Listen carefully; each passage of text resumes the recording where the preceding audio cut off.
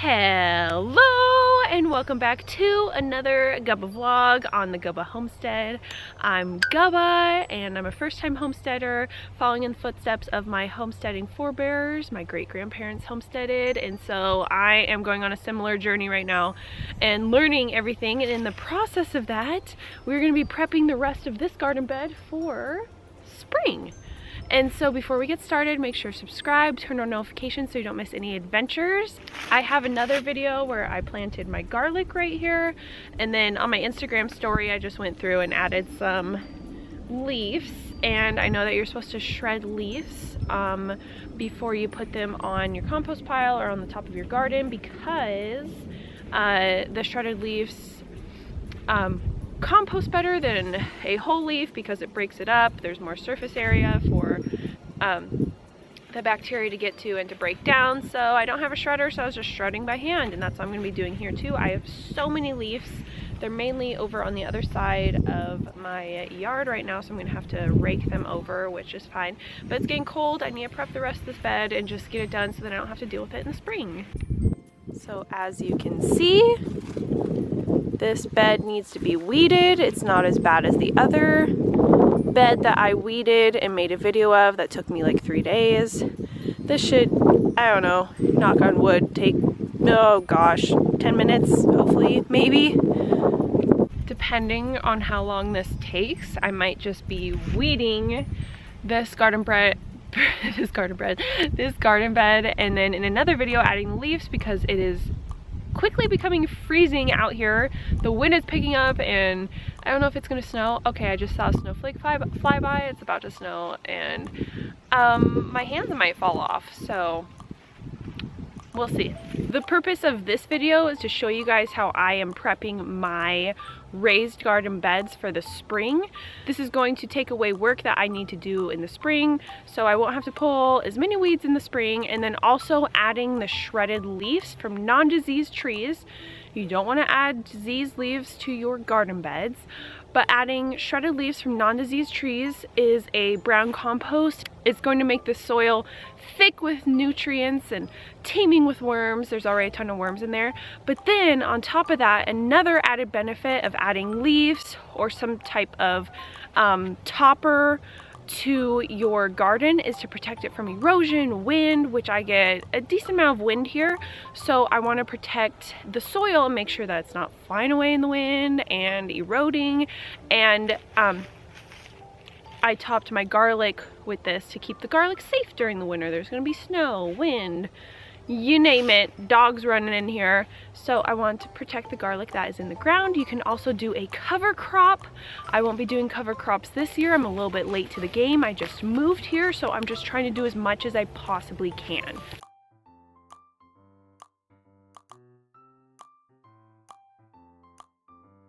Is this a raspberry bush? I don't know, the thorns are pretty huge, but the leaves kind of look like it.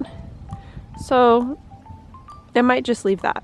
The wind stopped, so it feels like warm now. The wind was freezing, so maybe we can get the leaves on. I'm feeling hopeful, and then it's like partly sunny over there.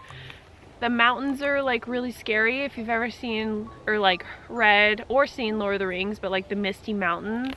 It's definitely misty at the mountains right now, but then it's sunny over there.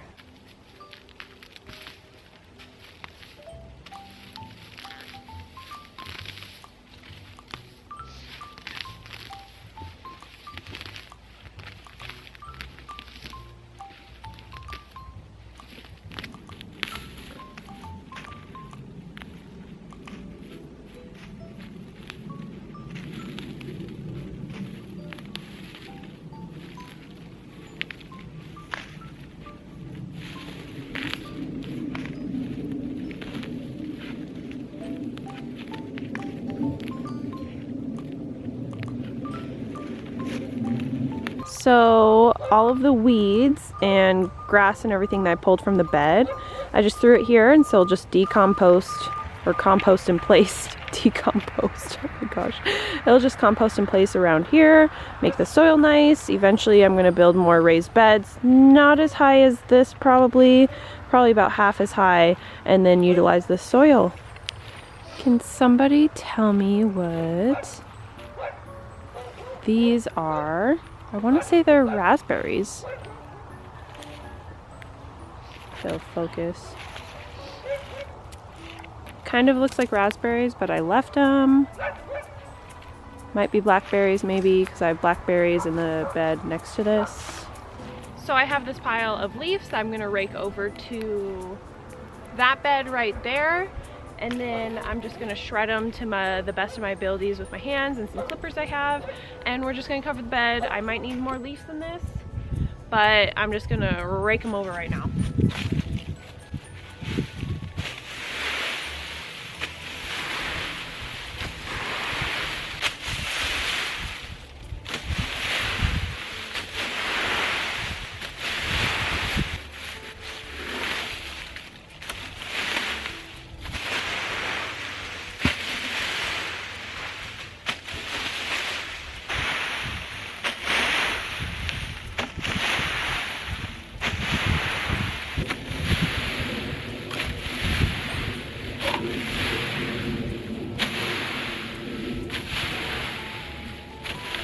Okay, so I got some leaves. I'm just gonna put them on here.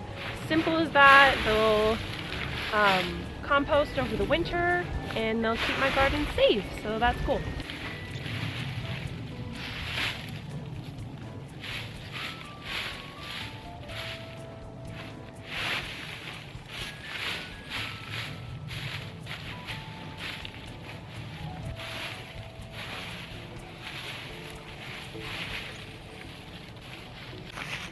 So that covered about half the bed, or like half of the uncovered bed. So I'm gonna need to rake some more leaves over. We can finish the rest, and then I'm gonna take these and chop. It's not the most effective way, but again, I'm working with what I have right now. So I'm gonna go get some leaves and I'll be right back.